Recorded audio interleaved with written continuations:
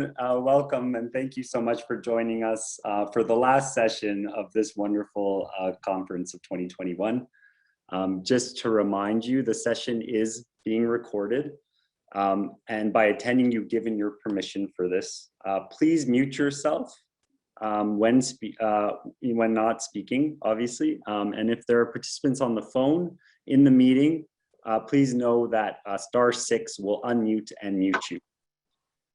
For networking purposes, we ask that you please change your name by hovering over the menu beside your name with the 3 dots. And please note your name, your co-op or organization, and your preferred pronouns. Please use the raised hand or chat box to indicate that you have a question or want to add to the discussion so that the facilitator knows. And last but not least, please note that there is simultaneous interpretation, French and English, for this session, provided by Co-op L'Arjot. You will need to select a language bar from the Zoom menu in order to ensure you always hear the presentation in your preferred language. Even if the presentation is in English and you want to listen in English, you must select that language. So, thank you, Jared. Moi, je vais maintenant expliquer l'interprétation en français pour les francophones. Puis, vous allez voir en bas de l'écran Zoom, à droite, une icône qui dit interprétation. Si vous voulez la voir en français, vous cliquez puis choisissez le français. Et si vous voulez écouter la langue originale, vous pouvez le laisser fermé. I will just add as well that any bilingual participants can just leave interpretation off and then they will hear it in the original language. Over to you again, Jared. Thanks. Thank you, Hazel. Before we begin, we obviously would like to do a land acknowledgement, as we can never know where we are going if we don't know where we are. So the Canadian Worker Co-op Federation gratefully and respectfully acknowledges the traditional, ancestral, unceded territories of Indigenous peoples whose presence reaches back to time immemorial and on whose territories we live and work. CWCF recognizes that land acknowledgements are not enough. Regarding the actions that we are taking and will take, we have recently approved an action plan to build our justice, equity, diversity, and inclusion movement in the worker co-op movement. Hazel, oh, sorry, never mind. Welcome, everyone. Thank you so much for joining us once again, and welcome to the marketing workshop. Very quickly, I'd like to introduce myself. My name is Jared Bluestein, and in addition to being a co-founder of the Allium Worker Co-operative, a plant-based restaurant in Calgary, Alberta, I sit on the board of directors of the CWCF. We are so lucky to have four great people, but 3 wonderful groups come today to share some of their marketing experience with us. I will provide a short introduction for each of them prior to their piece. So we will start with Russ Christensen. You already were lucky enough to see him at the Co-op Zone Developer Network session on Tuesday at 7 p.m.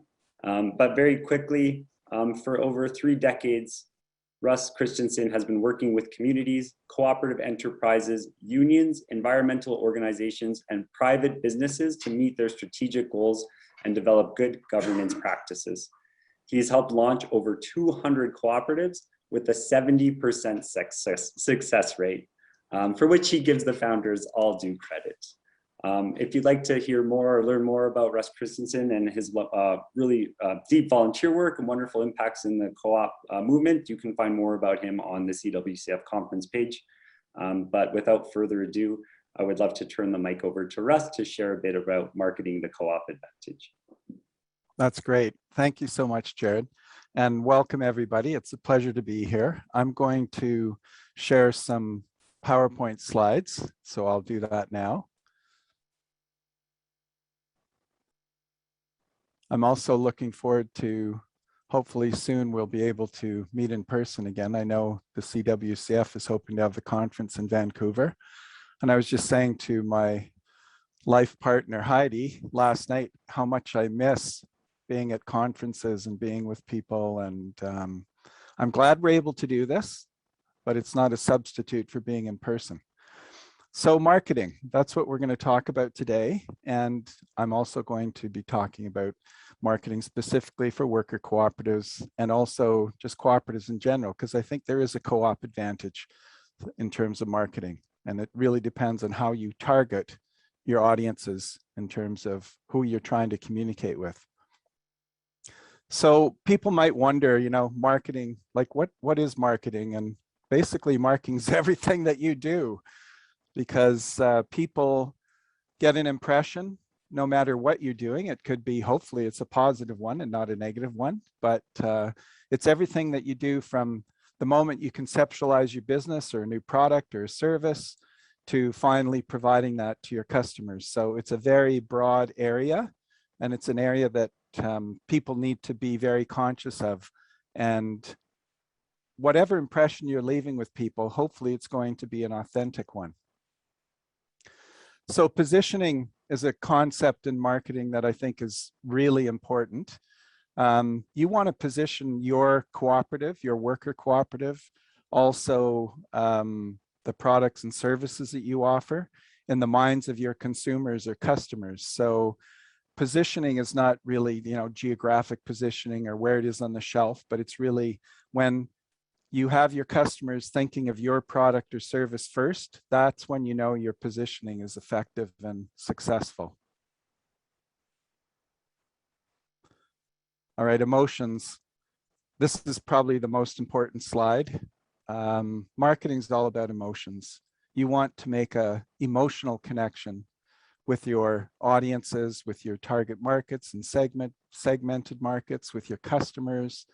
And for worker cooperatives, you've got external customers and you've also got internal customers, because you've got your worker owners, and that's also, you want the emotional commitment and internal motivation that they bring to the workplace every day as a group. So I think that aspect is to think about not just your external markets, but also your internal ones, and particularly around emotions. When people have an emotional connection to your products or services or to your worker cooperative, and they love the ideals that you stand for, and they would support a cooperative organization that's providing local services and products and pay extra before they will support, say, just a regular business, and certainly a business like Amazon, which is losing credibility in terms of marketing and certainly has some negative press. So I think there's some real advantages to marketing the cooperative as a worker cooperative, particularly as employee owned. So that's something I think you should be marketing directly, and that's going to make an emotional bond with people. So the end goal really of everything that you're doing around marketing is to build trust with your consumers and your customers and your worker owners. So it's all about trust. It's all about relationships. We're all human beings, and people do business with people. So you really need to focus on that end goal. Everything that you're doing in marketing should work towards building trust. So the brand, lots of people talk about branding and the brand. It's really your co-op's identity, and again, how you position that identity in the minds of your customers. And everything that you're doing around logo design or taglines or packaging design, or how you interact with your customers, so customer service training, how you market your advantages to customers, what the product aspects are that you really want to focus on. Everything that you do around that builds your brand over time, and it takes many years to build the brand. It doesn't just happen in a short period of time. So this is a question that co-ops have been asking as long as I've been involved in the co-op movement. So since 1982, you know, is marketing co-ops really an advantage or is it a disadvantage? And it goes back and forth. It's a bit of a seesaw, frankly. From my point of view, given that I've dedicated my whole adult life to cooperatives and cooperative development, I clearly have an emotional commitment to the idea that co-ops are an advantage. So I'm biased that way, I have to say. I think that it is a really important advantage. When you think that 95% of Canadians would believe that if people collaborated more, the world would be a better place. It kind of makes sense, doesn't it? And when we think about recently the climate change or climate crisis talks in Glasgow at COP26, we have to collaborate and cooperate and be open about our communication. So I think, yes, the co-op brand or the co-op mark is an advantage. There's some examples of worker co-op brands that, and you can see some use co-op in their name and some don't. And I think, you know, that's a decision that each co-op's going to need to make. But from my point of view, I think if it fits well and you're trying to market that aspect of your co-op more than just your product or service, then I think you should include co-op in your brand. And there's different ways of doing that. It doesn't have to be right in your logo. It can be just part of using the .coop mark, and then one of the taglines like people are together are stronger, or co-ops build a better world, whatever. You can piggyback on that branding that's international.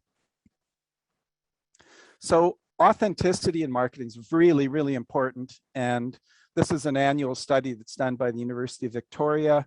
And there's the #1 brand that's trusted for authenticity. And people, consumers in Canada, view that their actions and their words are basically consistent. So the Canadian Automobile Association's #1. The Mountain Equipment Co-op was #1 for many years before they were demutualized. And now people have lost trust and they don't feel it's as authentic. So MEC has moved from the first position to, I think, #7 or 8 now. So here's some organizations that have low trust with consumers. Facebook, they're trying to rebrand themselves as Meta. Instagram, Snapchat, Twitter, Facebook and Instagram are the same company. And there's an erosion of trust happening with Tesla, Amazon, definitely, MEC, and Tim Hortons. And you can see there, whenever you see something like Justin Bieber coming out with Bieber Bits or something like that, you can know that the company is kind of desperate around, they know they're losing their marketing advantage or position.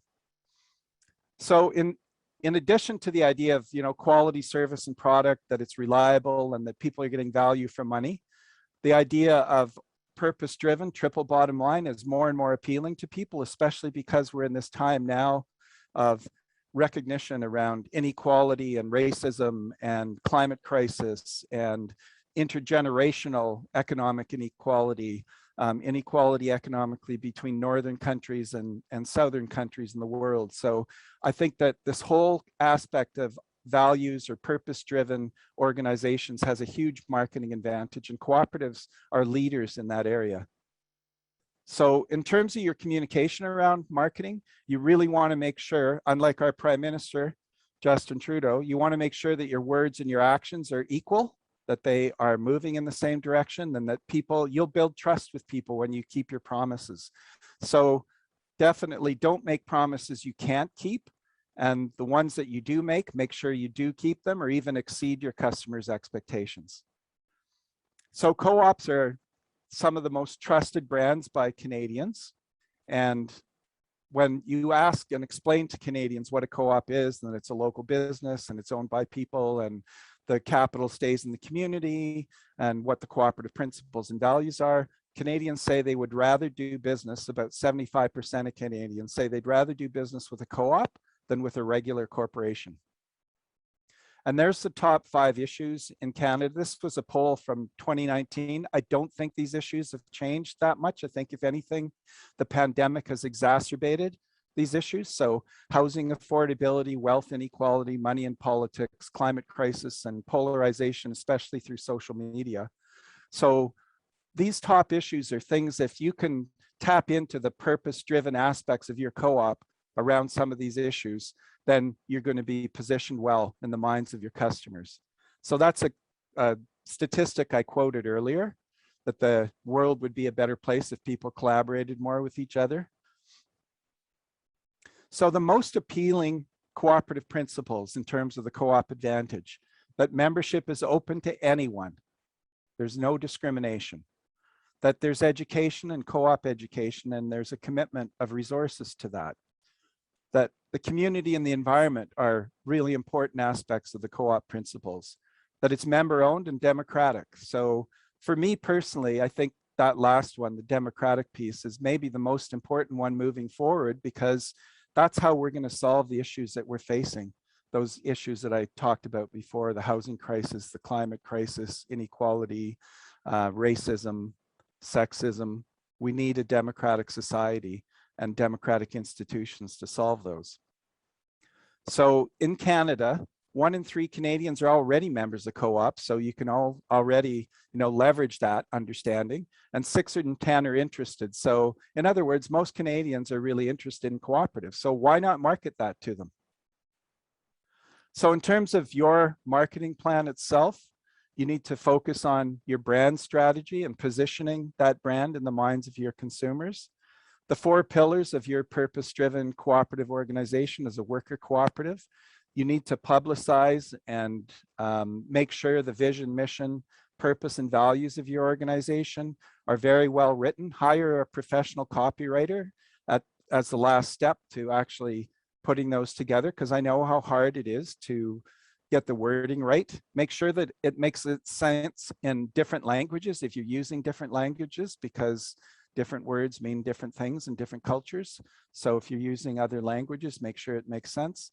And then the marketing plan around the 4 Ps, the product or service, the price, the promotion, and the place. You need to put a marketing plan together that includes all those things. But everything needs to go back to that idea that you're building trust with your consumers. So that's my presentation. I'm finished. Thank you very much, Russ. That was really great. If I can share, I recall a while back listening to this presentation by the comedian Bill Hicks talk about how horrible marketing is. He's a really great comedian from the 80s, and he had this one terrible skit all about how marketers should basically off themselves because they do no good in our world. But I think what we're all probably realizing is that everything is a tool, and it depends on how that tool is used. And so it's so great to remember that marketing can be a very powerful tool to help promote good action, community action in the world. And if we market well, if our intention is in the right place, then it can only be used to help improve our communities and our society. So thank you very much for reminding us all about some of the most important pieces to focus on in our marketing for our worker co-ops. Well, speaking of doing great in the world, up next we have David Thuss and Emma Magana, from London Brewing Co-op, and they were the winners of the 2021 Worker Cooperative Best Practices Award. And we are so lucky to have them join us today to present their best practices on organic local messaging. So without further ado, David and Emma, please take it away. There we go. Thanks very much, Jared. I'm just going to quickly share my screen. And there we are. Folks should be able to see that now.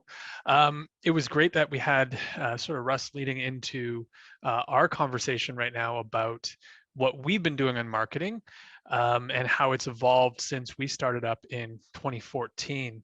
As Jared mentioned, I'm David Thuss. So I'm one of the founding members of the London Brewing Cooperative. And when we started up in 2014, we were one of only 2 craft breweries in London. And so at that time, it wasn't all that long ago, but the understanding and embrace of craft beer was very different than it is today.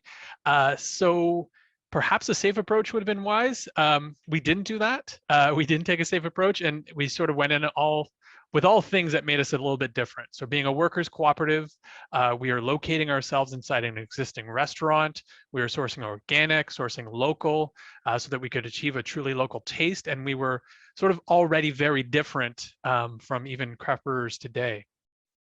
However, our marketing really struggled to express all of these aspects into a coherent narrative. Visuals were a lot of memes, things were pretty inconsistent.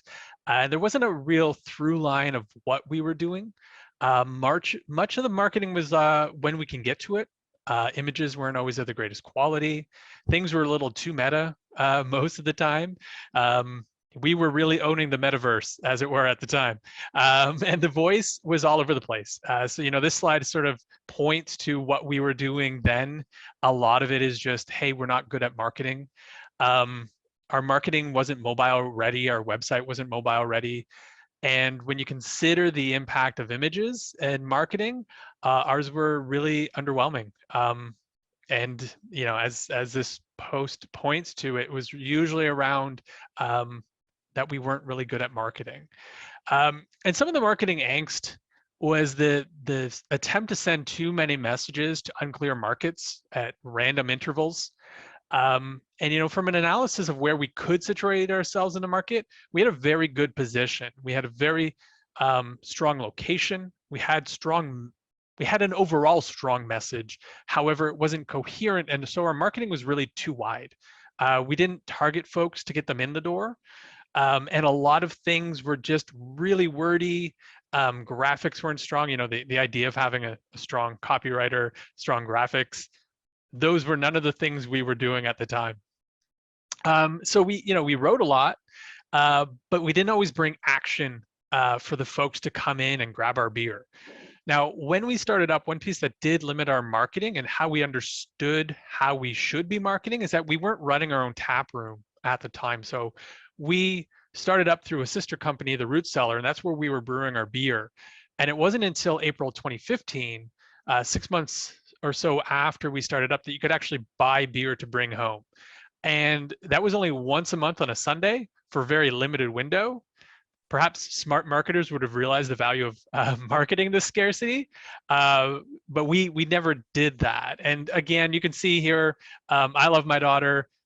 Was she the most appropriate person to throw into an ad about our take-home pop-up shop? Perhaps not. Will she sometime in the future say, really, Dad, did you do that to me? But it really was an issue of trying to find that voice. We were a little late to Instagram, likely a little too long on Twitter in some aspects. And it reflected a bit of an absence of adaptability. But in 2017, we started turning a corner. And I get to say, very bluntly, that the marketing prior to 2017 was really not good, and after was good because I was the one doing it prior to 2017. And starting in 2017, when we moved into a new space and we started hiring more folks, they were doing things like even just some simple graphics pieces, like using Canva to generate some more eye-catching images. And in May 2018, we did update our branding, and we saw the effect with a more coherent who we are for people. We adopted London Brewing as a shortened version of our name, and while keeping the barrel as our primary visual, we updated that as well. So you can see in this current slide some of the new visuals and how things look, as well as some of the marketing around, hey, we have a new website, a new logo. We really were able to then sort of focus in and simplify our message to local, cooperative, sustainable. This is also when all of our cans and a lot of our marketing had worker-owned, locally grown. It was a hard decision to drop cooperative from the operating name. And the conversations with people across the brewery, and when we announced it, it wasn't visceral. There were those who said, don't care for you dropping the co-op piece. But it then made us more intentional about in our marketing ensuring that pieces like worker-owned, locally grown came through, and keeping that as an aspect, but not as a barrier. Because the name had been a barrier to engagement. We don't often get a lot of time to chat with people, and our ambassadors of our beer are sometimes folks who don't work for us. They're bartenders and waiters in the service industry, and for them to sometimes spit out London Brewing Cooperative and X, Y, and Z of the beers was difficult. And I'd often go into bars and restaurants and hear it mispronounced and cringe and try to gently correct. But we knew that our brand wasn't strong as a result. And often when we'd see it in publications misspelled, mispronounced generally, and sometimes the barriers, craft beer folks would be like, what are you talking about? Do I brew beer there? That's not what I'm into. However, when people walk into our space, once we've grabbed their attention with our beer, they're going to see a very large wood carving proudly proclaiming the London Brewing Cooperative, as well as our Brewers Manifesto that outlines our core beliefs. So it's still very much a piece of what we do. You know, we are very proud of being a worker cooperative, but the shift was significant because it did allow us to focus on the messaging, and the big turning point for us was that turn. And our current marketing that's being done, like folks like Emma, it's really features a lot of stunning images. And it always excites me to see sort of what next when I look at Instagram or Facebook. Our organic certification in November of 2019 was especially rewarding, as we were able to replace or to actually place organic on all of our cans officially. We had been brewing beer using organic ingredients since we started, but it's still quite a process for our organic certification. But it really helped us to solidify what we mean now by local, cooperative, organic. So I said a lot of the pieces around what didn't work well.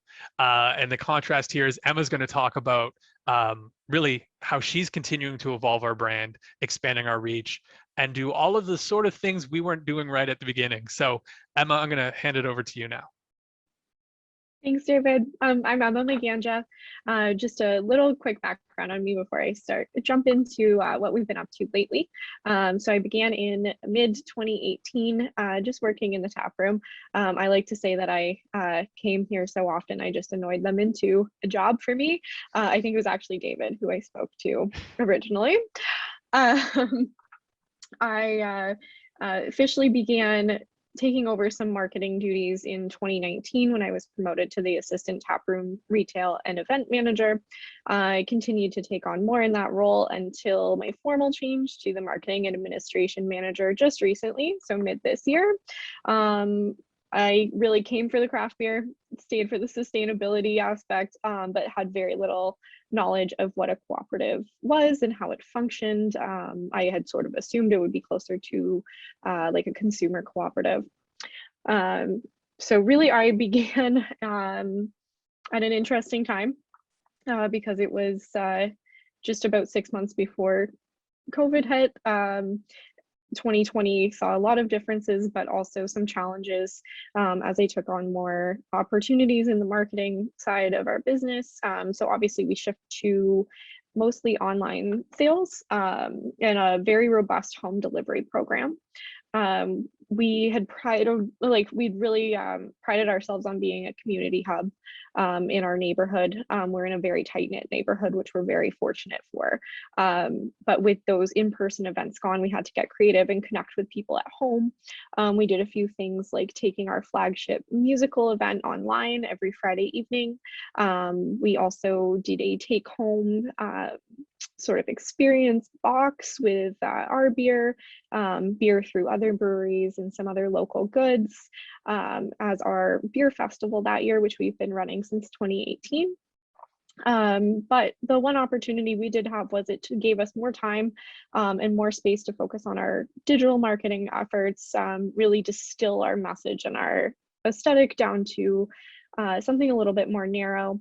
And now that it's really one person who's taking care of most of those efforts instead of a team sort of doing it when they can squeeze it in, we're able to have a more consistent voice. But that was our big opportunity there, was tracing things digitally since all our business was digital. We were obviously very eager to get back face-to-face with our customers. So earlier this year, so spring 2020, we had a great opportunity to start selling our beer through farmers markets. So Ontario allowed that, I believe, in April this year.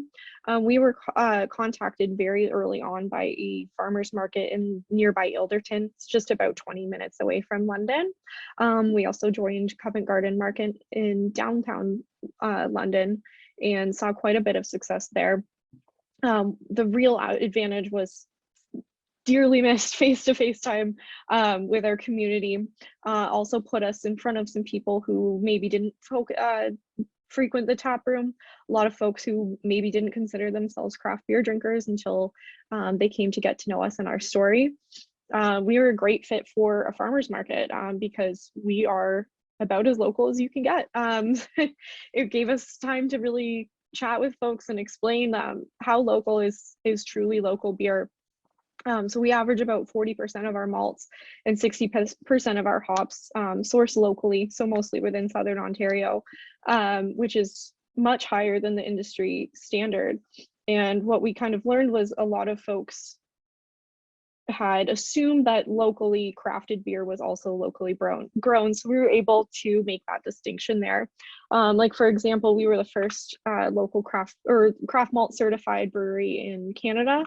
And to certify yourself as that, you only need about 10% of your malts locally sourced. So we're already way exceeding that. It's not an easy thing to always convey digitally, so having some FaceTime was great for that. Also, like the traceability, you're buying organic local produce right next to organic local beer. People were familiar with the communities and even some of the farmers that we used for our ingredients. Again, organic beer is pretty hard to come by in Ontario. We're now one of only 2 independent craft breweries making that. So another great opportunity to reinforce that with our customers. And it was a great learning experience for me to find those points that we can convey through our regular marketing going forward. Also cooperative education. After COVID or during COVID, we noticed a lot of people did have an increased interest in the working conditions of service industry workers and frontline workers in general.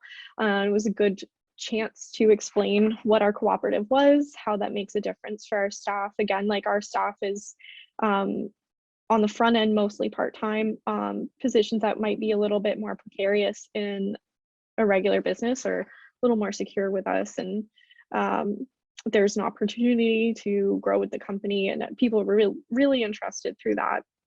And overall, just a very fun, kind of novel beer buying experience. Who doesn't like buying beer in a parking lot at 8 a.m.? All right, next slide, David. Thanks. Okay, and then moving forward through 2021, we were lucky enough to return to some more in-person taproom activity. We also saw sort of a drop off with our online sales and less of a dependency on our online store.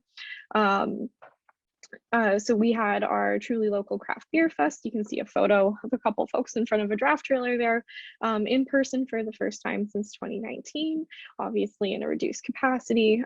We always consider that one of our best days for the year to communicate what we're doing. Every beer on tap at that festival has to have a local component, and we did find that it was actually pretty difficult to find. So it sort of made folks think about what is in their beer and where it's being sourced. Yeah, it's who doesn't love a beer fest? So it brings people in with a variety of beer and kind of keeps them there with the messaging, and they leave with a much better idea of what we actually do. So this year's obviously been an improvement in our marketing efforts and what we're able to do. Very back to focusing on the experiences that we're creating for folks instead of just the product itself. Able to tie that into taproom events. We've continued forward with our music program, which has really been a staple in our community for a very long time. But what has been difficult, and especially since from when I began my journey with marketing here to now, is now that we're tracing less things through our e-commerce store, we are back to tracking impressions and not just click-throughs and sales, which are very easy to track and collect data on through our digital marketing, our newsletters. We can trace trends obviously in the tap room and at in-person events, but we are now back to sort of the emphasizing impressions over just click-throughs. And looking to 2022. So we have a plan and we have a team for the first time ever. We have a budget set ahead, a team. I use the term loosely, it's really 2 of us, but 2 is better than 1. And we will be operating from a more formal plan this year, sort of incorporating what worked well during 2020 and early 2021, what worked well before, and the ways that we wanted to expand into the future. So we'll be working from that this year. Keeping those COVID era things that worked in mind. We'll continue with our online presence and digital marketing. It also gave us a broader reach across the province. We're now shipping province-wide. We're in 100 LCBOs across the province as well. So increasing that awareness across Ontario and not just through London. And then focusing again, really honing in on our local cooperative organic messaging. Again, for the lessons we learned at the farmers market, folks don't always know what that means. And we're going to really focus on what we're doing because at the end of the day, it's hard to do. And then another focus that I would like to call pumping our own tires. David always says that we're a brewery founded by introverts and we can be a little hesitant about celebrating what we're doing and sort of promoting ourselves. And what we're doing is really exciting. It's very different. And honestly, it's really, really difficult to do. And we need to reinforce that through our marketing and our messaging and honing in on what we do because, next slide, David. We make very different beer. That was a little less dramatic than I wanted it to be, but that's everything. So yeah, going forward, that's one of the slogans we've been using along with our local cooperative and organic messaging and worker owned, locally grown. Oh, jazz hands, I see that. There we go. So that's me. Thank you everybody for having us. And thank you for the award yesterday. Unfortunately, I wasn't able to jump in on the AGM, but that's very exciting. Thank you so much, Emma and David, for sharing your journey and evolution of the brand over these years. And congratulations again to you and your whole team. And I really hope we can see some of your beer out west sometime in the near future. That would be great. Well, moving on, last but not least, we have a presentation by Isabella Robinson from the Molotov Communications Co-op in Montreal. Isabella has more than one trick up her sleeve, project manager in her mind, but community manager at heart. She navigates the communications world with disarming ease. She has managed the social networks of several political figures who have become popular through her work and has piloted digital and mobilization campaigns in both Canada and Australia. Today, she is putting her talents at the service of our partners. And Isabella is kind enough to join us today to talk a little bit about storytelling and how they found their niche. And I think this can be, if I can be so bold to say, very easily tied to the marketing advantage of cooperative enterprises.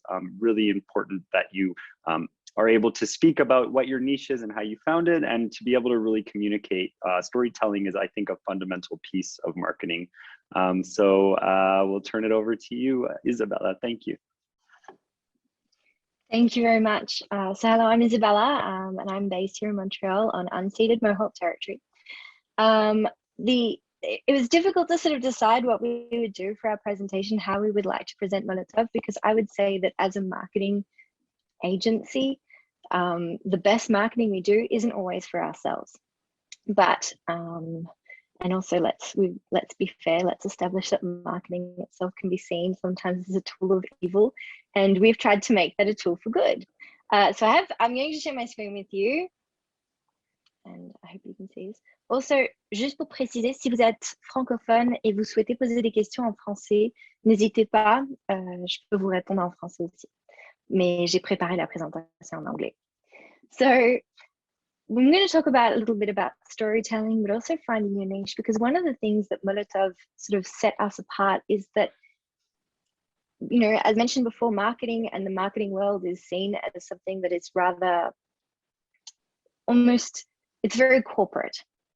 And one of I guess the holes that was assessed, like when Molotov was founded, was there was a hole in the market for left-wing communications, and we've sort of unapologetically from the day our co-op was conceived, was to basically say, okay, we know which clients we want and we know which clients we do not want, And from the get-go, we've been very clear from that in terms of how we describe ourselves, how we talk about ourselves, and the sort of projects that we went after.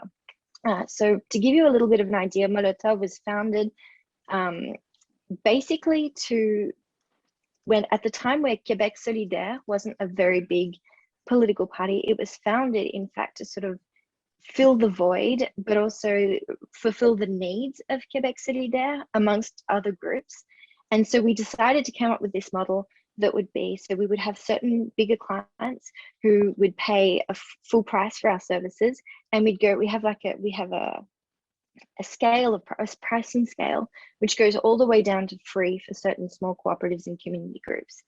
And so this is something that obviously is a very important part of our story. As you can see, if you go to our website, we have all sorts of slogans around the website. We really do, we're not here for the money, we're not for profit. We're actually the only worker-owned, non-for-profit communications cooperative in Quebec. There is another communications cooperative, but it's not worker-owned. And, you know, we all throughout our website, all throughout our story, we talk about who we are. So, you know, we're unapologetically feminist, we're unapologetically inclusive, and we're committed to, you know, taking on environmental projects, we're committed to taking on social progress. And so that, I think, is very much how our storytelling was structured.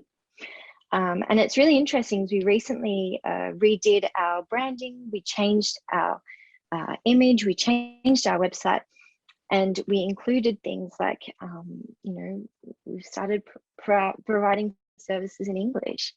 And since that happened, we actually have started getting contracts and clients that we've had to have discussions and meetings as a group as to, do we want this sort of client? Because it might be seen as a client that's not necessarily within our, I guess, within our values, because it might be a client that does something for profit, or it might be a client that you know, maintains certain views that don't necessarily fit with the ones that we like to promote. So that's kind of, I think, where that goes.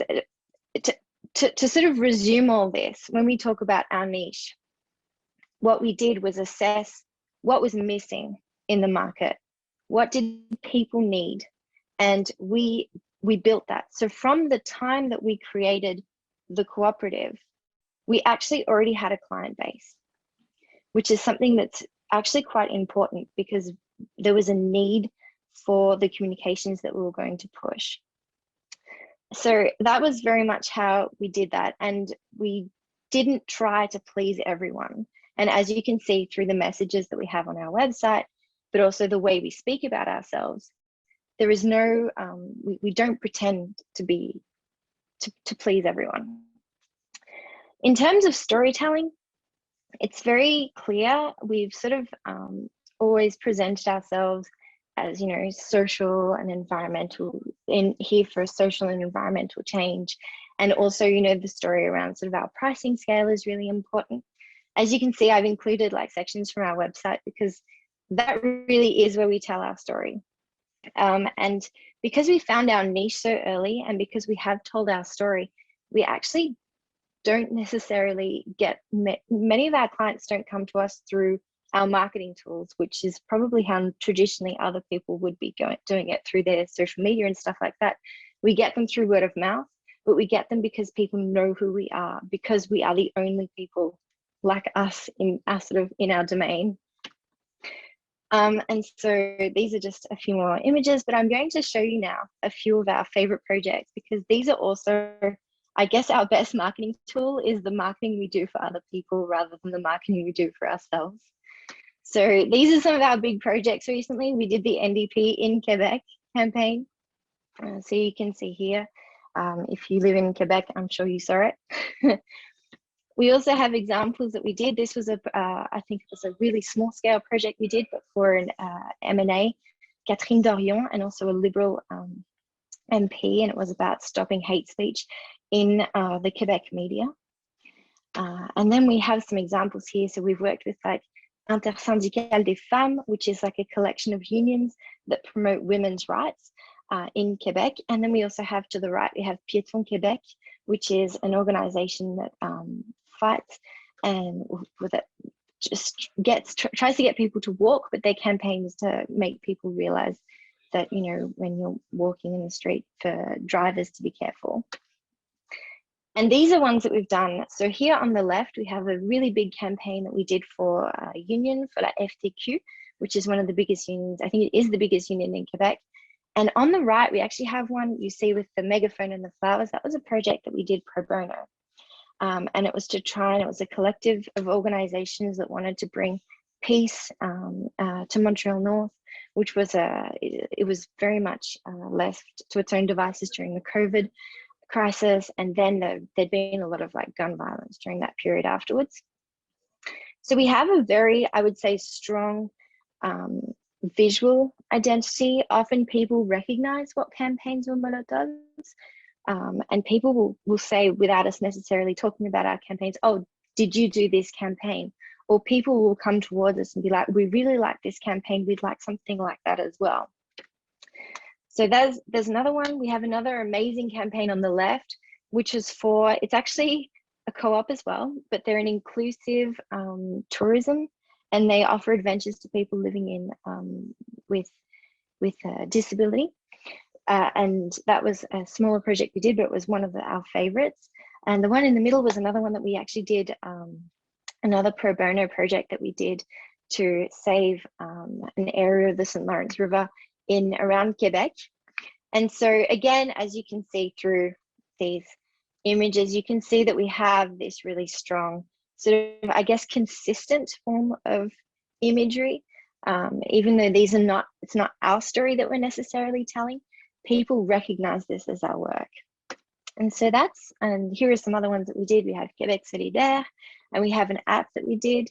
But I would say that these are really sort of like, in brief, what it is. So just to sort of recap, when we talk about our niche, what we did was, before we started our cooperative, there was very much, we sought out our audience, we sought out what made us different, and we didn't hesitate to have some people who would like us and others who would not like us. And we accepted that fact and went with it. And we told our story to build that, and to build, I guess, a connection with the audience that we knew would like us, rather than try to please everyone. So I hope that that really sort of sums up, you know, the presentation for today. I'd be more than happy to answer any questions you might have on that. But there we go. Thank you so much, Isabella. Such an awesome reminder for us to unapologetically recognize and affirm our identity in a public sphere. I think that really marketing that co-op advantage is quite powerful. I think we could go to a question period pretty soon here if anyone wants to. Hazel had asked if I share a little bit around sort of the Allium piece, and that was actually, Isabella's presentation really made me think a lot about how we at the Allium, you know, definitely rely on things like social media, but the story of being a worker cooperative can be quite powerful. The story of our ethical commitments, the story of our supra-economic commitments can be a very powerful marketing tool. You know, I am located in Alberta, and arguably we have a bit of a, I wouldn't say a backwards political atmosphere, but it's, you know, that story becomes a little bit more exciting maybe in a place like Alberta as opposed to a place like Quebec. But regardless, I think it is an exciting story. And when the Allium was forming, and you know, we found that mainstream media really reached out quite a lot to speak to us about our structure that was so fascinating to so many media outlets, all the way from, you know, CBC and you know, the sort of daily local papers, but also like a lot of those, there's a lot of, you know, small media groups that make constant publications online now. They just want to republish information, stories from all over Canada. And so we got a lot of uptake from these organizations when we first opened. And we found that that was one of our major marketing tools, was to speak about our co-op, our commitments to building a stronger economy, a group of solidarity between people, and really caring about workers. And I think that one thing that many people are starting to realize is our economy obviously is not working. And so when you can speak about that, not in just an abstract way, but in a practical way, and start to show people the actions you're taking to address that, it becomes such a powerful story. So, you know, we definitely relied on, you know, mainstream media, but we also were really lucky to reach out to a lot of local radio, local media, campus radio. We were, you know, had a lot of guest spots on air when we first opened. We submitted kind of ourselves for local awards and competitions whenever possible as a form of marketing. You know, we relied on a lot of cross promotion. Our restaurant works almost exclusively with local farms, local producers, and so we did a lot of cross promotion with our collaborators. And I think relying on your collaborators to help promote one another is also a very powerful tool that you can use. You know, it seems like less and less paying for an ad on TV or a billboard is not, first of all, financially achievable for many cooperatives. Sorry, we're just getting a little bit of feedback from someone. But second of all, it's not maybe an effective way of marketing anymore. You know, getting a billboard, sure, if you could get a billboard every day for a year, maybe that would be great, but to pay $5,000 for a billboard for a month, it just doesn't seem feasible for many of us. So, you know, it's really important that we obviously adapt to the technological environment we're in and use it to our advantage. Well, I'll stop blabbing about the allium, and I would love to open up the chat to any questions that people may have of our panel, of our great presenters today. Please go ahead now and either raise your hand or feel free to throw them into the chat on the side.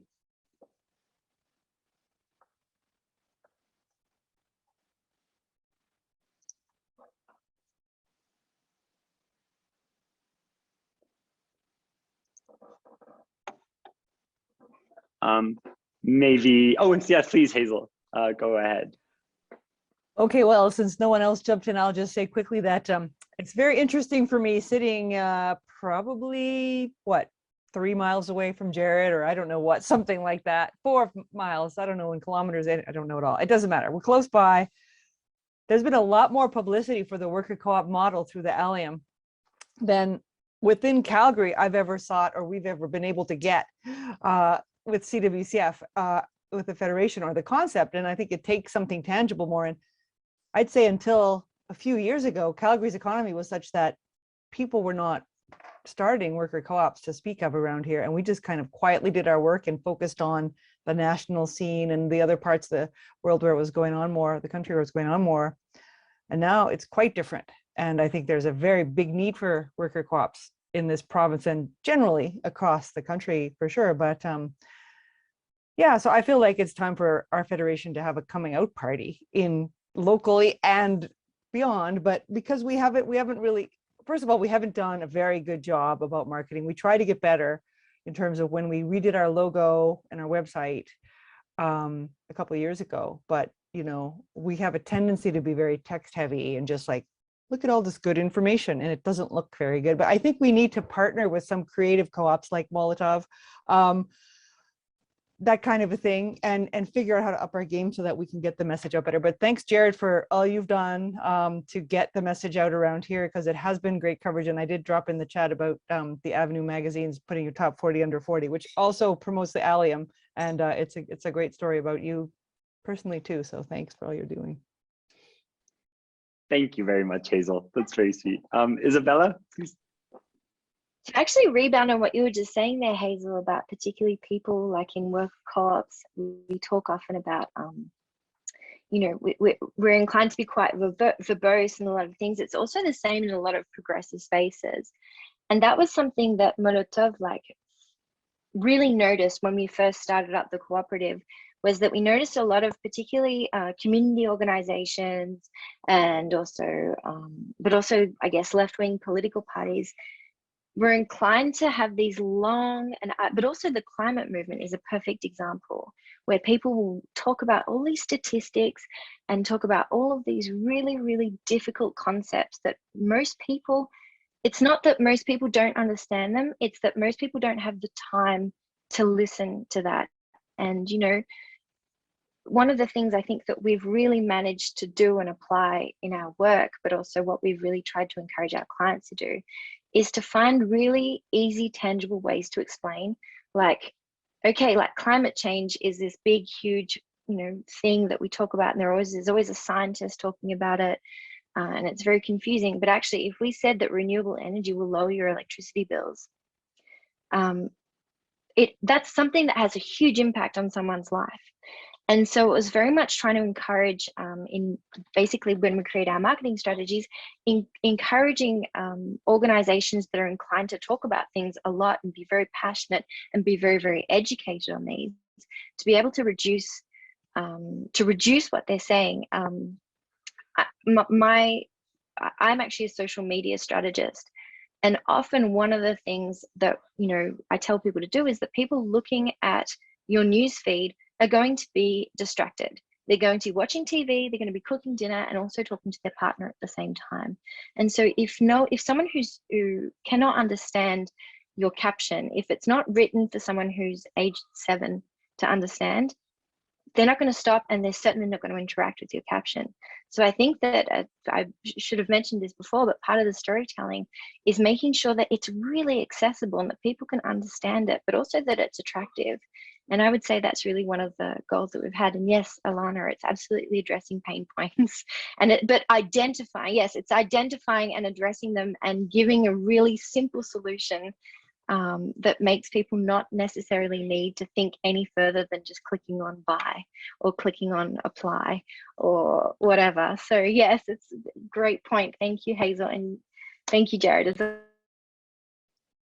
Yeah, I mean, that old adage really holds true. You catch more bees with honey, in the sense that, when I first was sort of writing the business plan for the island, I think I had the word anti-capitalism in there something like 35 times.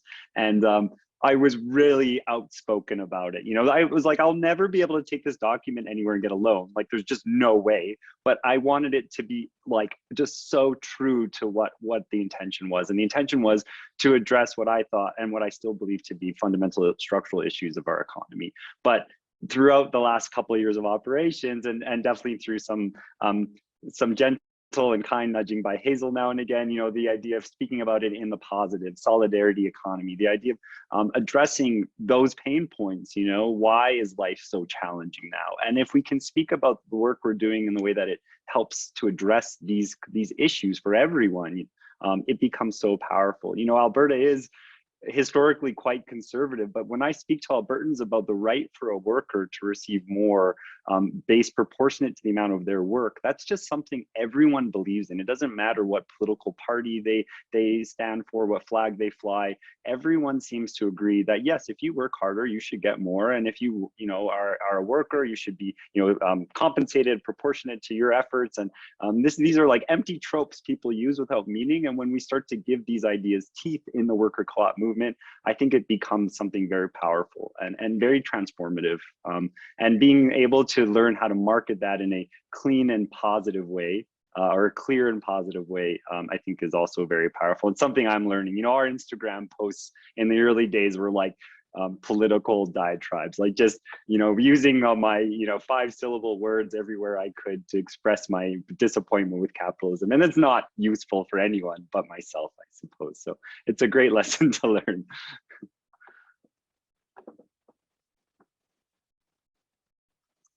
Did anyone else? Oh yeah, I think I saw a hand go up. Yes, Ray, Rue, I apologize if I mispronounced your name, and then Russ. Yeah, whoops, can you hear me? Am I okay? I'm not sure if this mic is working. Oh, okay, so I'm Rue, I'm from La Siempre, excuse me, La Siempre Cooperative. We're best known for our brand Camino, the chocolate and sugar and cocoa powder stuff. Russ had a little clip of our logo in his little presentation showing the Camino brand, which regretfully the Camino brand doesn't highlight that we're a co-op, but it's in our name. In our cooperative name is La Siempre Cooperative, and I think we do the best we can to try to promote other cooperatives. I can throw a link on the chat as well.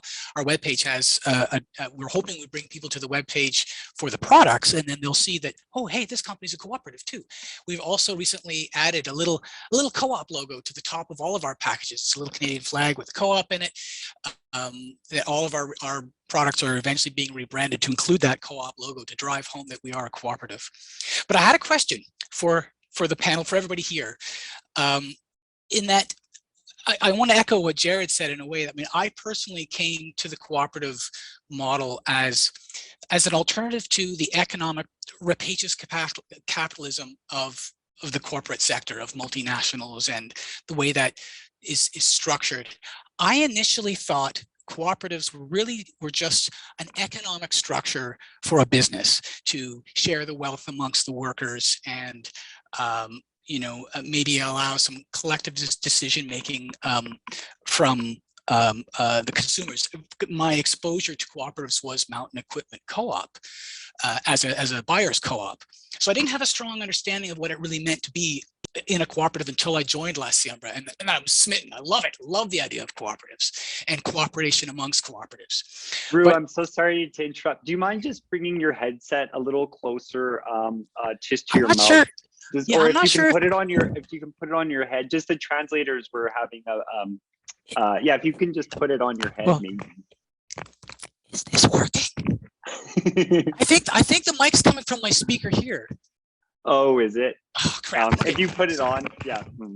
I'll get closer. How's this? All right, here's my question to the team here. In as much as I get the impression from having been at this this conference for the past 3 days, attending what I can see, that there's much more to us collectively feeling what it means to be a cooperative than strictly the economic structure of how finances are distributed amongst the workers. For example, if somebody came forward and said, hey, we're Bombs or Us, we're a cooperative that makes landmines disguised as toys. We've got a board of directors, we're all worker owned, everybody in the factory is a part of the decision-making process. I think we would all inherently be repulsed at the thought of a munitions maker who's a cooperative.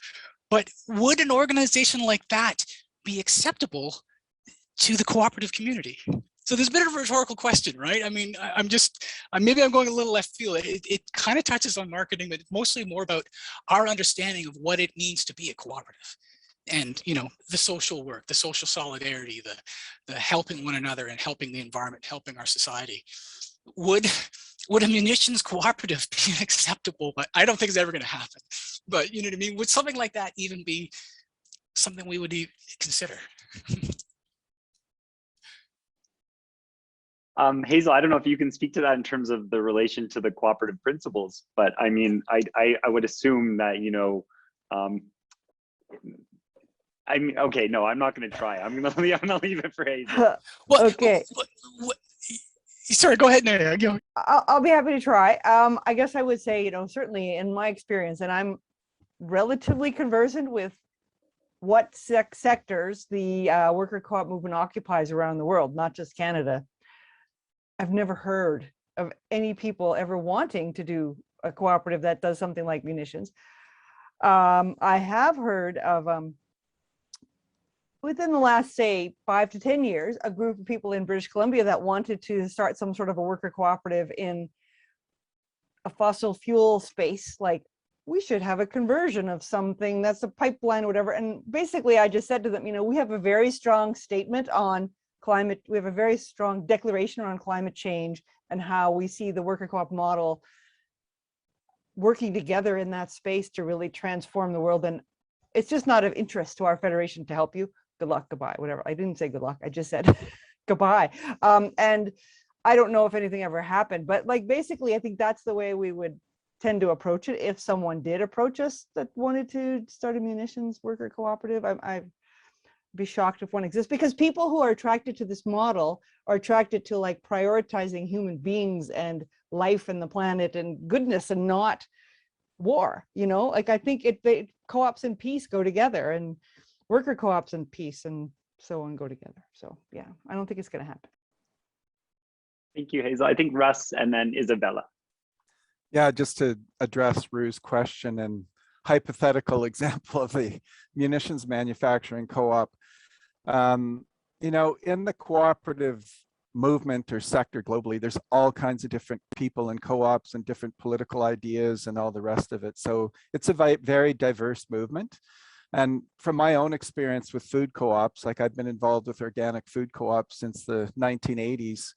And, you know, there's different times in my life when I've been working with large established agricultural cooperatives that sell a lot of pesticides and Roundup. And, you know, I mean, it's kind of like a munitions manufacturer. I mean, fertilizer is a byproduct of war, bomb manufacturing after the Second World War.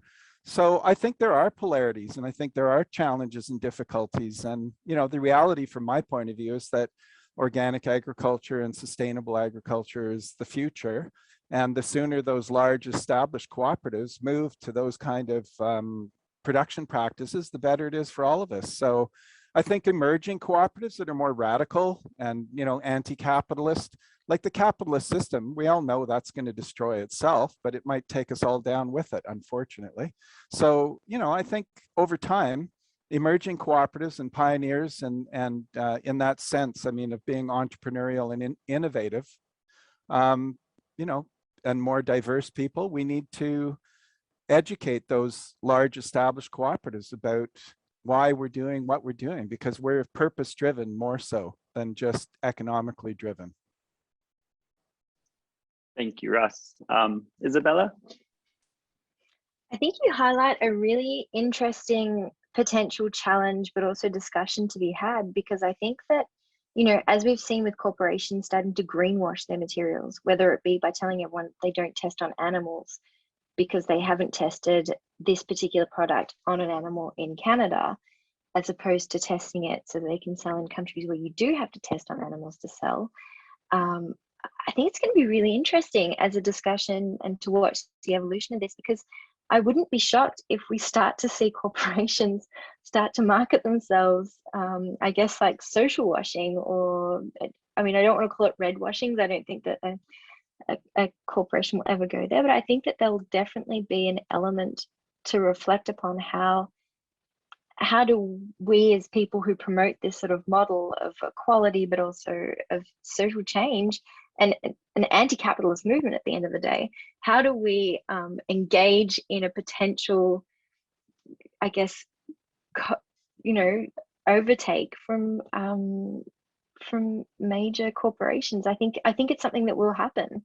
And I don't know what the solution is. I don't know what the discussion would need to be, but I think it's something that we need to be careful of. So I think you've highlighted a really great point. Yeah, really, really well said.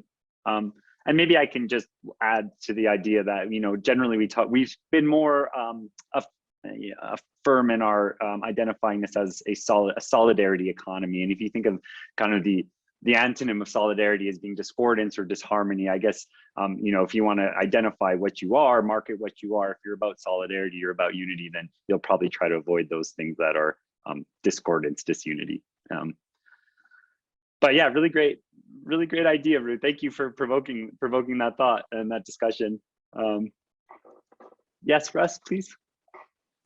Yeah, so I had a kind of a provocative question in a sense. I'd like to hear what people on the panel and other people in the audience have to say, what your opinion is on the use of social media as marketing tools, because we're all aware now, I think, of surveillance capitalism and some of the very negative impacts that social media has on many people in the world and how it's polarizing our societies around the world. And I would say that it's an anti-democratic impact on a large scale.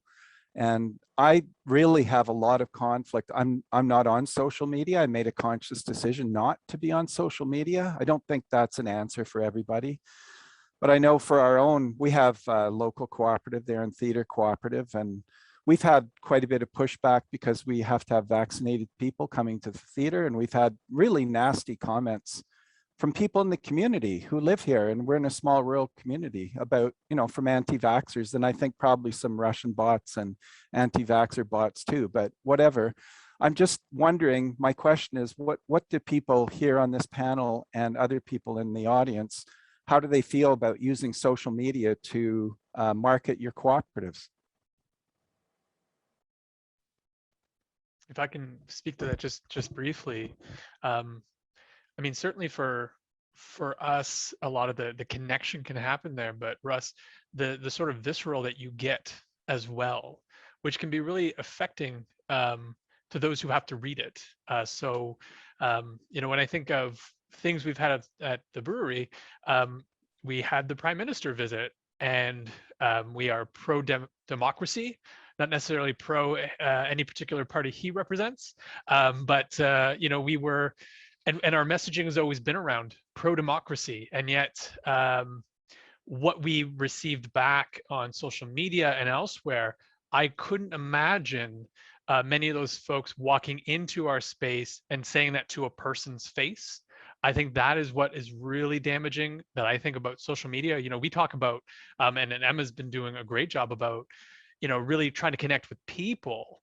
Yet what we do see obviously on social media is this real disconnect, and that people spout things and say things that are, again, we can brush it off to some degree, but it is these continuous, comments that you get and have to read through. It does make me question the value of social media, but as well as, the ownership of social media, certainly Facebook, Instagram, but I don't think we have a good alternative that we would be able to find that same kind of engagement with. Yes, good point, David. Really stuck in a sort of ambiguous situation. I think Alexandra next, and then Emma, and then Isabella. I kind of feel like the discussion's getting a bit off topic, but of course I can't resist jumping in. I think if you reject social media out of hand, you can just forget about marketing cooperatives of any kind to people who are under 30. It's just not, social media are so ubiquitous, and young people are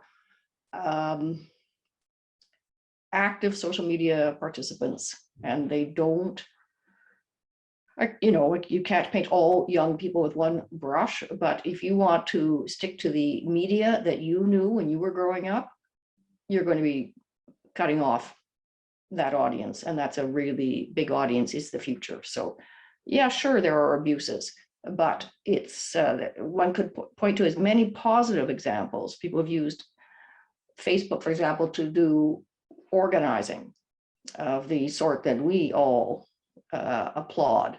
So, I'm not trying to make the case that any individuals here should get onto social media. If you're not into it, you're not into it. But if you're responsible for the marketing of your cooperative, you need to rethink that. Thank you, Alexandra. Emma? Yeah, this is really fascinating to me as somebody who does, I'd say, the very vast majority of our marketing through social media, partly because it is what is available to us, and maybe I'm being overly idealistic here, but it is really the best way to engage, for lack of a better word, like organically with our customer base, and definitely particularly with young people. Like Alexandra's completely right. As somebody who's under 30, barely, but still under 30,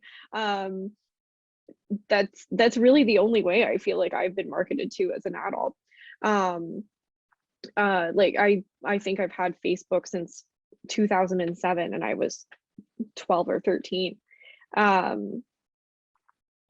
But yeah, it really is necessary for us. It's necessary for us. And to go on what David said, like, yes, we've had to, particularly in the last 6 months, deal with some extremely nasty comments on social media. And I have been the one monitoring that.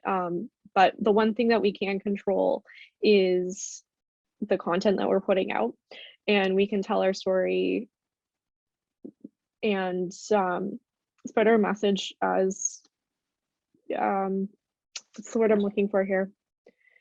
like we can still use it with integrity, I guess. I think we have to separate ourselves from the companies who are controlling those channels and realize that really all I can do from a small business is use those things in as good a way as I can. So yeah. Thank you, Emma. And just to share a couple of comments, obviously, Russ, you can see them in the chat, but just some ideas coming in from the audience. You know, it can be very powerful for storytelling, for really connecting with your audience, for connecting with people under 40. Affordability, obviously, being the huge thing for many small co-ops, and also a lack of option. You know, all these things kind of drive many co-ops, unfortunately, or fortunately, to use social media. Isabella? You've highlighted a really interesting point because, you know, I do social media as my job, and I, you know, do strategies, and I do strategies for co-ops, and I do them for, you know, small community groups. And there is, yes, you're right. There is an element of social media, and particularly the algorithms around social media, but also what the data they collect on us and what they use that for. That there is a great element of absolute evil. You know, it is capitalist. It is extreme capitalism, in fact, you know, particularly Facebook. But at the end of the day, I think everyone has mentioned it. It is a tool that you absolutely need as a small cooperative. And in terms of like cost for result, it's really the cheapest way as well to get your message out. So having like if you wanted to avoid giving them money, the best thing that you can do is to build on your organic reach. So you don't ever have to pay for advertising, so you don't ever have to give them money. But at the end of the day, it's a tool that you really, really need, particularly if you're selling an item or a service. And it has become, I mean, Facebooking someone, messaging someone, they're words that have actually been now adopted into our everyday lexicon. We use them. It's like Googling something. These corporations have had such an impact on our lives, and they've changed things. You know, it's true that Facebook and particularly Instagram as well, they started off as platforms that favored creative, you know, creators, and it's now completely changed. And yes, it's becoming more and more difficult, particularly on Instagram, to break through. Which is why, you know, people are now more interested in things like TikTok, but TikTok will eventually become like the other platforms.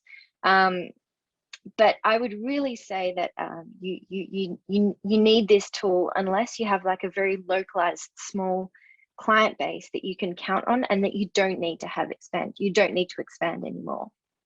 So that's, I guess, how I would sum that one up. Thank you, Isabella.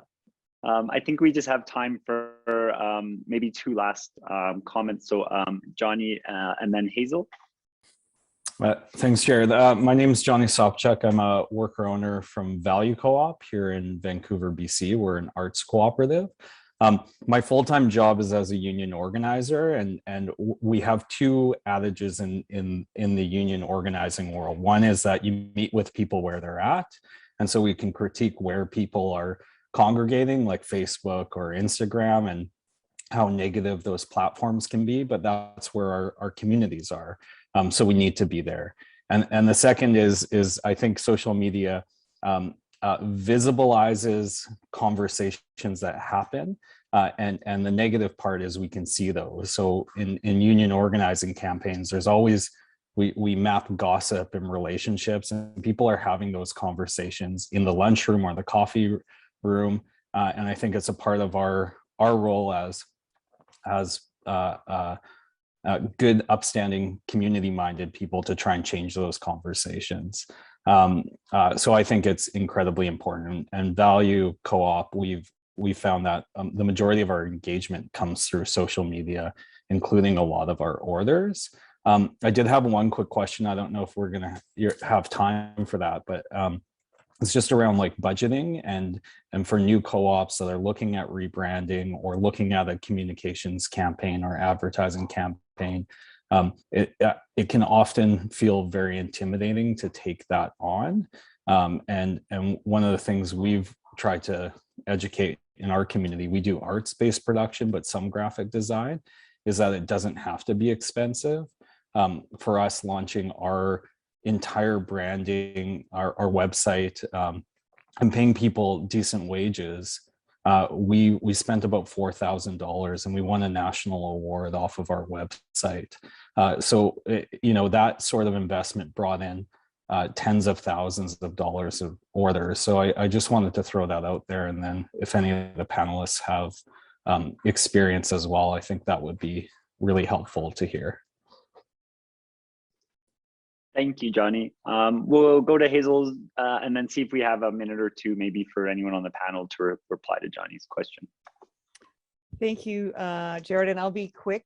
I just wanted to point out that for a while there was this move to say that Twitter should be made into a cooperative, and I know it didn't go anywhere, but I mean, that just brings me to the thought that there is this whole burgeoning platform cooperatives movement that is acting in this space, right? And I'm going to just drop in the chat from Nathan Schneider's website.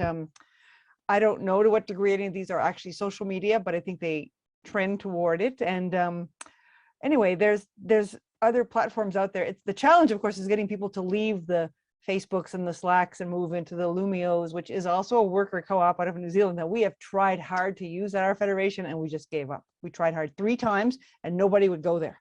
So it's really challenging to get into that space, but it is a whole other possibility. And it does seem like certain apps come up and then they'll get adapted quickly. I don't know if really smart IT folks could turn their thinking toward like, how do we create one of those as a platform co-op and see it take off quickly? So it's the next Discord or whatever the newest thing is, right? It's not my brain to do that, but somebody around can. Thank you, Hazel. Would anyone on the panel like to speak at all quickly about the idea of budgeting towards marketing, some effective methods, ideas, use of money? I mean, I would just say that one thing that you could look at is there's a great book. It's been out for a long time and it gets revised regularly called Guerrilla Marketing. And it talks about, you know, how to do marketing on a very low budget and get people's attention. So that's something that you could look at. I think being, you know, really creative about what you're doing and trying to use visuals or storytelling is probably some of the best ways to connect with people emotionally, and something that's easy for them to understand. Human beings get about 60% of their meaning through visuals. So that's why, you know, movies and videos and that kind of promotion or graphics are so important. Thank you, Russ. Isabella? I would say really choose your audience and start speaking just to your audience, and then expanding once you've got that. So set yourself achievable goals. Focus on organic growth. Focus on reaching people through different means. So whether it be on Facebook groups, whether it be calling people, whether it be meeting people at, you know, events, whatever it takes. Building your reputation, but also building your circle of contacts is the first steps, I think, to really building your marketing strategy, because your marketing strategy, you're going to have some of it on social media, but social media is one of many tools that you have. And so making sure you have, do you have a small database? Do you have a newsletter going out regularly? Are you giving value to the people who are signed up to your social media? Are you giving value to people on your newsletter? Are you giving them different value on these different platforms? Who are you meeting? Who are you going out and seeing? So I think really putting like really a lot of focus onto organic, but also almost like an organizing sort of, you know, sort of almost the same strategies as a, you know, an organizer would put out there to meet new people and to build your network. I think those are really the best ways to at least start and to build your brand for not very much money. Those are great suggestions. Thank you. Okay, David, we have one last minute really quick, and then for real this time up. Well, the name of the game, cooperation, right? So we starting out, we needed to work with the root seller on the Move Organics to get ourselves going. And even now, Emma's not full-time marketing, but prior to Emma having somebody in-house who was working for multiple businesses, so working with those other businesses and sharing those resources so we could have a graphics designer, somebody who can do some of that web marketing piece was really critical. So if you can find like-minded businesses, cooperatives or otherwise, in your city, or at the very least connect with them and be able to share that kind of resource so that the designer has can make enough money from the work they're doing, because we certainly couldn't and can't even now fully give full employment to somebody just doing marketing, which is why Emma's title is as long as it is, because she does so many things, including marketing. So that's what I would really advocate for, is especially starting out, cooperation. Find others with like goals, and then try to find that designer who can work with all of you, because the graphics component was really critical to us to get going. Thank you, David. And thank you all for joining us today. Thank you so much to the panel for really great presentations and provoking some great discussion. Thank you so much, Russ, Rue, and others who really helped to provoke some further discussion today. And it's just been a lovely 3 days. So once again, from us at CWCF and everyone else, we're just very appreciative to have this great time together and a moment in community and solidarity building. It's very, very energizing for me, and I hope it is for you too. So we would now love to turn the mic over to Reba, who will officially close up this lovely conference. Well, thank you, Jared. Thank you for leading that was just an excellent session this morning. All of the sessions at this conference have just blown me away. The keynote, with all those excellent speakers, the peer learning, the Jedi session yesterday morning was great. I don't know if I can say that the AGM was super, because we had to rush through it. Next year, we'll make sure that we keep enough time. Plus, if we're in person, we're going to have more time for a bit more flex. And trying to jam everything in there, I had to really cut people off. But it's just been such a wonderful event. I really want to thank all the volunteers, the speakers, the facilitators, the board, who put in a lot of time, and of course the staff, who have worked very hard and expressed numerous times that they didn't realize that a virtual conference was going to be as much work as an in-person conference, or maybe even more. So it's really tough to make sure that you have really the good speakers and just keep everything going and try not to have any technical issues. But I think one of the benefits of being virtual and being online is that we've been able to have excellent speakers from across the country. And I guess I said this before, but you can just leave your work and you can come for the hour and a half and you can participate in a session, and you don't have to fly across the country and stay in a hotel and spend a lot of money. Even if some of those parts of it are enjoyable, and of course the in-person part is really enjoyable, but it's hard to always leave your work for a conference. So that was just great. I also wanted to just congratulate the winners of our awards again. Eric Hughes King winning the Co-op Award, the Mark Goldblatt Award, and to London Brewing for the Co-op Best Practices Award. Again, normally we would have been able to toast them at our after hours party. Okay, everyone, you're going to get an evaluation sent around. Please fill it out. The biggest thing for us is comments, and suggestions for what we can do better, what other kinds of sessions we could host.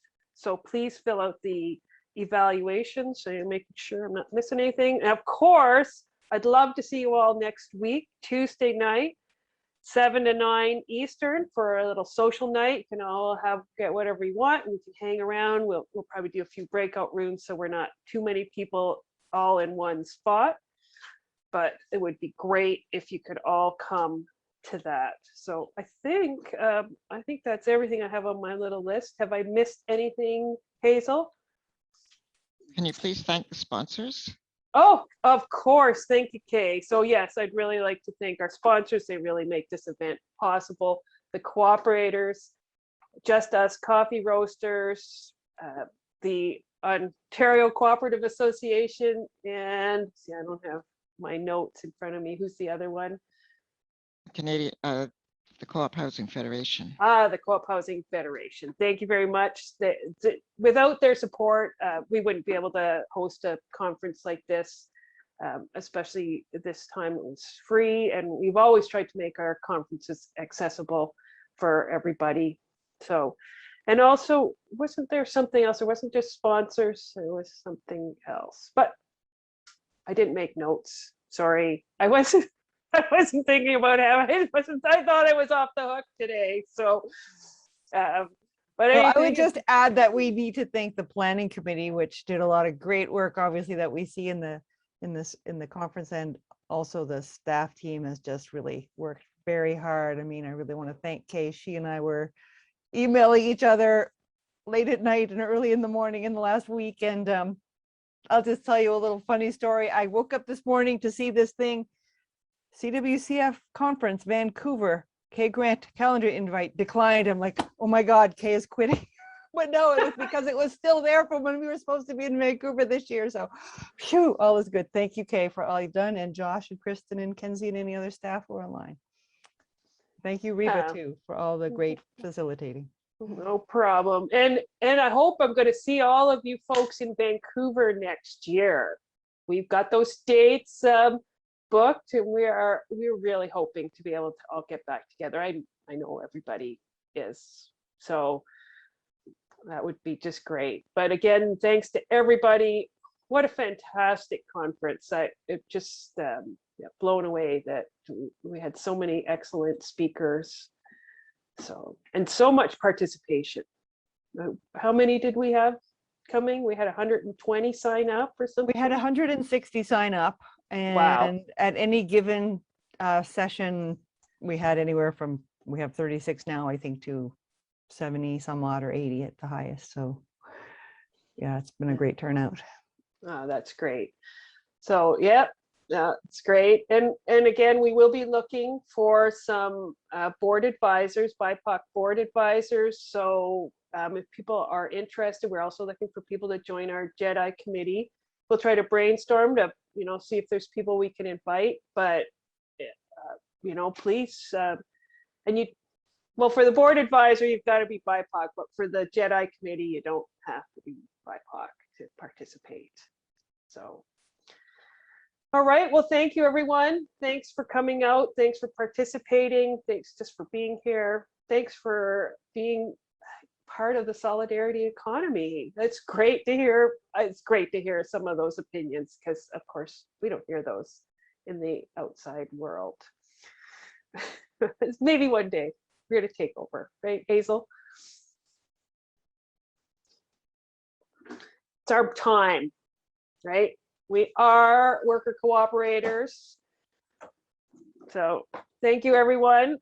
This is going to wrap up the conference.